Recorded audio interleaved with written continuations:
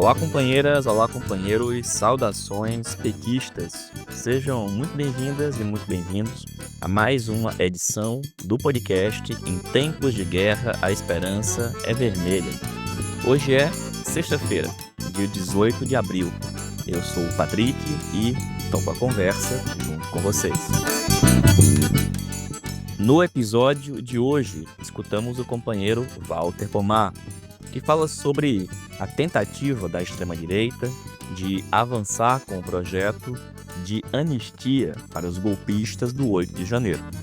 Escutamos também a companheira Jana Silverman, que fala sobre a situação nos Estados Unidos para a classe trabalhadora diante do tarifaço do Trump.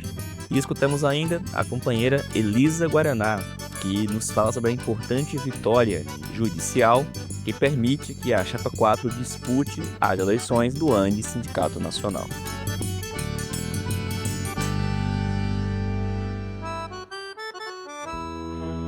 E pessoal, nessa última semana vimos a extrema-direita avançar com o projeto que tenta garantir a anistia para os golpistas do 8 de janeiro, para o Bolsonaro e os seus comparsas.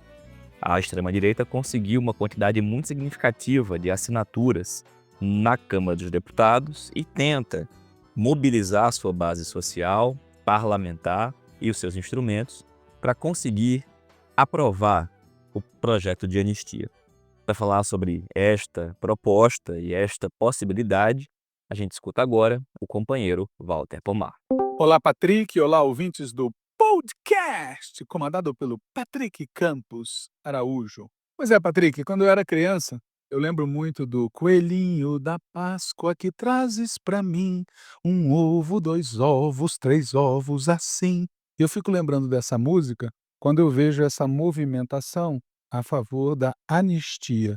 Óbvio que o propósito dessa movimentação não é libertar uma senhorinha ou um senhorzinho que caíram de gaiatos no 8 de janeiro. O objetivo dessa movimentação é beneficiar o cavernícola, os generais e a quadrilha que operou um golpe que fracassou. Diante dessa movimentação, nós estamos emitindo preocupantes sinais de recuo e contemporização. Há várias declarações de figuras ligadas ao governo, inclusive de figuras ligadas ao nosso partido, que já estão buscando mediar, dizer, não, anistia não, mas o STF vai achar uma solução. E dessa maneira torta, se aceita uma premissa falsa, de que o problema estaria na dosimetria, que o problema estaria nos tadinhos e nas tadinhas que estavam de gaiatos lá no 8 de janeiro. Essa premissa abre a porta para o passo seguinte, que é o que realmente interessa a eles, que é a anistia dos graúdos, que é a anistia dos comandantes, que é a anistia dos que planejaram, dos que financiaram, dos que comandaram e dos que se beneficiariam com o golpe caso ele tivesse sido vitorioso. Não me espanta essa contemporização que começa a graçar nas nossas fileiras. Não me espanta, em primeiro lugar, porque nós abrimos mão de disputar no único terreno onde nós temos clara maioria, que é a população. Existe uma maioria da população contrária à anistia. Isso é detectável não só nas pesquisas, mas em qualquer evento público, onde quase que espontaneamente as pessoas começam a falar palavras de ordem contra a anistia. Só que ao invés de nós organizarmos essa parcela da população para pressionar as instituições, nós, desde o golpe até hoje, abrimos mão de fazer essa pressão. Houve o golpe no 8 de janeiro, nós não convocamos a população às ruas. Chegou em 31 de março, 1º de abril, nós abrimos mão de fazer do governo o agente da manifestação de repúdio ao golpe de 64. Chegou o dia 8 de janeiro de 2024, nós fizemos uma manifestação institucional para marcar a derrota do golpe. Novamente abrimos mão de convocar a população, ou seja, nós abrimos mão do nosso principal ativo, que é a mobilização popular, e com isso nós ficamos na mão de instituições cuja correlação de forças não é favorável a nós, E cá entre nós, é óbvio que não são favoráveis a nós a correlação de forças no Congresso e mesmo no STF. São instituições que comprovadamente, reiteradas vezes, demonstraram de que lado estão nas questões econômico-sociais. E como o que interessa a eles mesmo são as questões econômico-sociais, como a relação deles com as liberdades democráticas é totalmente oportunista, é totalmente hipócrita, o conceito de democracia que eles têm não é o nosso, eles estão à busca de uma maneira de conciliar as diferentes posições que existem no interior da elite. E cá entre nós, se eles conseguirem, em troca de algum tipo de anistia, obter do cavernícola e da sua turma a promessa de que eles vão baixar os flaps e vão entrar em modo subterrâneo, eles vão fazer o acordo, porque o que interessa a eles é pavimentar o caminho para uma solução eleitoral em 2026 que unifique os dois lados da direita contra nós. E nós, ao abrir mão da mobilização popular, ficamos na mão dessas instituições. Aliás, mais do que ficamos na mão, né? Nós facilitamos a chegada do Hugo Mota à presidência da Câmara dos Deputados. Nós facilitamos a presença no nosso governo de partidos que estão cheios de parlamentares a favor da anistia. E nós transformamos a figura do Alexandre de Moraes numa espécie de ícone, de herói das liberdades democráticas, sem perceber que ele é um dos caras que tirou o Lula da disputa no ano de 2018 e que opera nessa frequência de rádio. Por isso a situação é muito grave, na minha opinião. Ela transcende as questiúnculas regimentais, se a urgência vai ser votada ou não, quando vai ser votada, porque o que está em jogo é um movimento de pressão da extrema-direita no sentido de obter um acordo.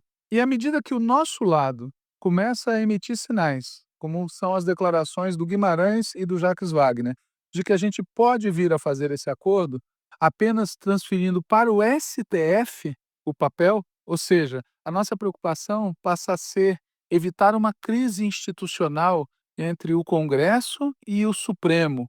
A nossa preocupação deixa de ser punir os golpistas e passa a ser proteger as instituições, sem entender que com esse discursinho a gente está facilitando o terreno para que eles façam um acordo por cima entre eles. Enfim, uma situação muito grave e muito reveladora do beco sem saída a que a gente é levado por essa política de suposta frente ampla.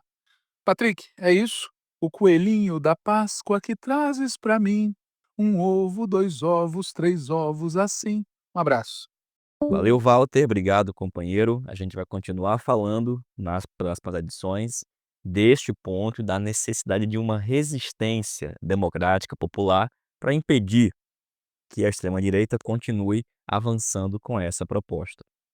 E por falar em extrema-direita, a gente vai escutar agora a companheira Jana Silverman. A Jana é militante do PT, americana, membro dos Socialistas Democráticos da América, atualmente está aqui no Brasil, e a gente pediu a Jana para nos falar sobre a situação nesse momento vivida pelos trabalhadores nos Estados Unidos, em um momento em que o tarifaço do Trump afeta todo mundo, mas também afeta a vida dos trabalhadores dos Estados Unidos. É a companheira Jana que a gente escuta a partir de agora. Olá, ouvintes do podcast Em Tempos de Guerra, a Esperança é Vermelha. Sou Jana Silverman, professora de Relações Internacionais da Universidade Federal do ABC e também integrante do Comitê Internacional dos Democratic Socialists of America dos Estados Unidos. E só para comentar um pouco sobre o que está acontecendo nesse distopia que é o segundo mandato de Trump nos Estados Unidos, em particular sobre dois assuntos. O primeiro assunto é sobre o tema de imigração. Como sabemos, os migrantes eram, digamos, o bode expiatório mais importante utilizado por Trump na campanha, e ele está cumprindo com suas promessas de deportações em massa, sem nenhum tipo de devido processo, de maneira, inclusive, mais acelerada do que o próprio Biden. E Biden e Obama, antes do Trump, foram os campeões em termos de números brutos de deportações de imigrantes em situação irregular.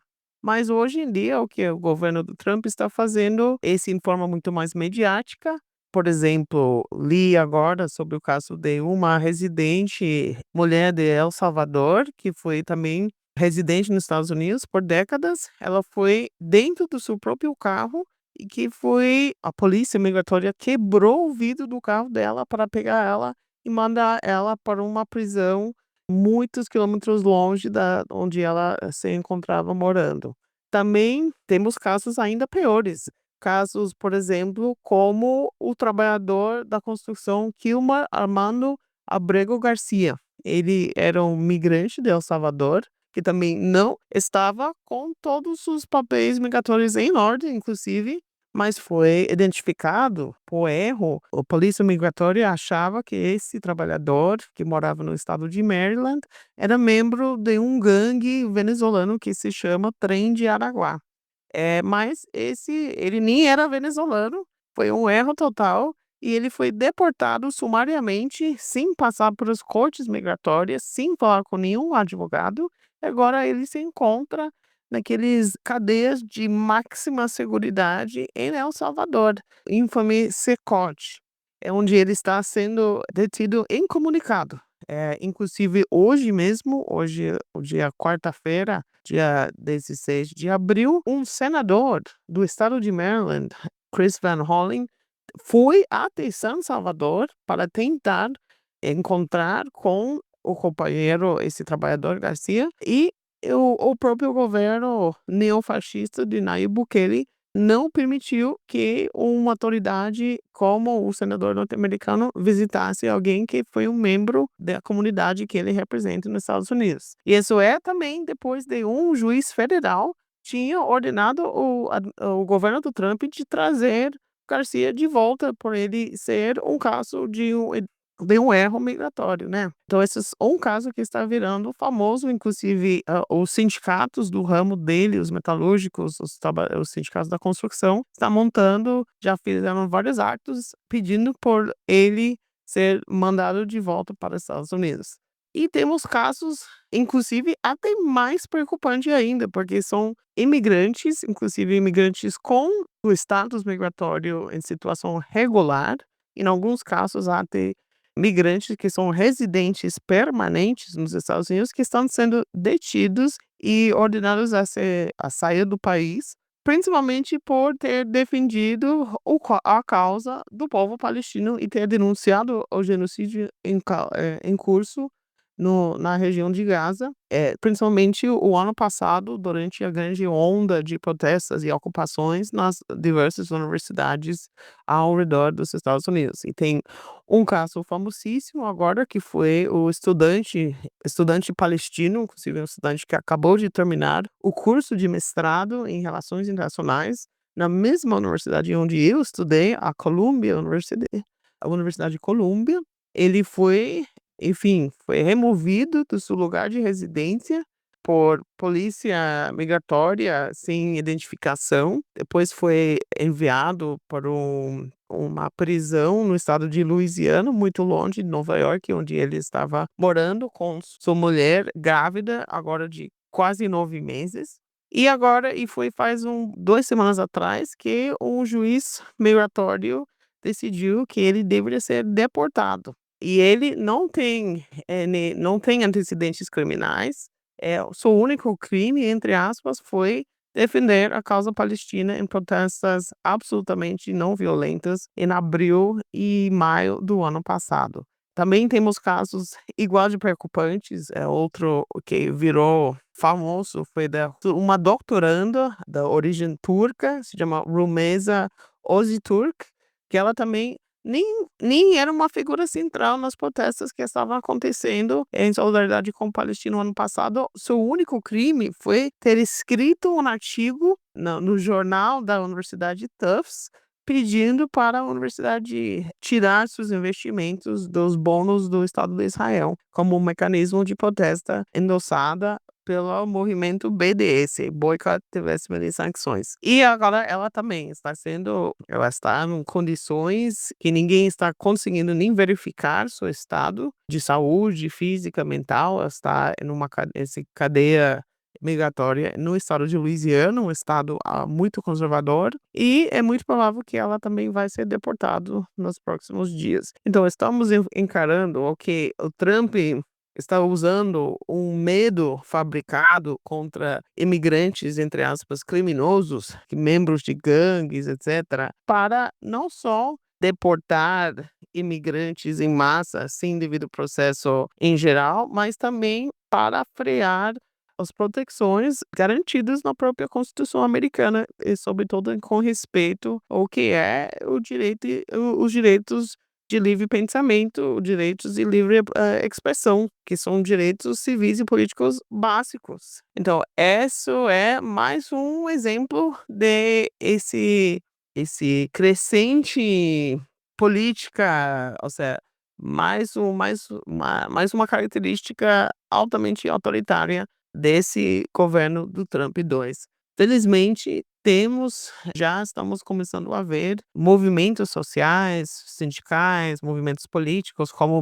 minha própria organização, DSA, montando protestos. Houve uma onda de protesto importante no dia 5 de abril. Se estima mais de 3 milhões de pessoas no país inteiro participaram em atos em diversas cidades, em quase todos os 50 estados, mas sabemos que apenas um ato não vai derrubar um governo que tem controle dos 3 ramos do governo. Então, esperamos que todos os movimentos sociais vai seguir se unindo em defesa da democracia, os direitos humanos e a dignidade humana, porque sem uma resistência nas ruas, já que vimos que o próprio Partido Democrata não vai montar uma resistência dentro das instituições democráticas, Trump só vai consolidar ainda mais essas tendências autoritárias. Muito obrigada. Valeu, Jana. Obrigado, companheira, mais uma vez por estar conosco aqui no podcast. E, gente, para encerrar a edição de hoje, a gente vai escutar a companheira Elisa Guaraná. A Elisa é professora na Universidade Federal Rural do Rio de Janeiro e, nesse momento, compõe a Chapa 4, que agora oficialmente disputa as eleições do ANDE Sindicato Nacional. E é para falar sobre a importante vitória judicial obtida pela Chapa 4 que a gente escuta a companheira Elisa Guaraná. Olá, Patrick. Mais uma vez, agradeço muito o convite para estar nesse famoso podcast Esperança Vermelha, em tempos de guerra. E nós estamos em tempos de guerra no Andes Sindicato Nacional, infelizmente, né? Para quem não sabe, tá em curso a eleição do Andes, né? O Andes é um sindicato que, em tese, representaria a base dos professores do ensino superior público federal e estadual e também dos institutos federais, Cefet, Pedro II. Isso dá uma base de em torno de 300.000 professores. Mas as seções sindicais do Andes hoje agregam em torno de 70.000. Desses, a gente tem uma participação muito baixa no processo eleitoral, muito baixa, não chega a 20%. Então, nós temos um cenário de desinteresse por parte de decisão sobre quem comanda o Andes, um sindicato de imensa relevância, mas que ao longo dos anos vem sendo comandado pelo mesmo campo político, né, há mais de 25 anos, e um campo que se isolou, um campo que não atua nos espaços mais importantes hoje de articulação do enfrentamento, do debate e da disputa da educação pública, da ciência e tecnologia no país. Para se ter uma ideia, a gente não participa do Fórum Nacional de Educação. Não participamos.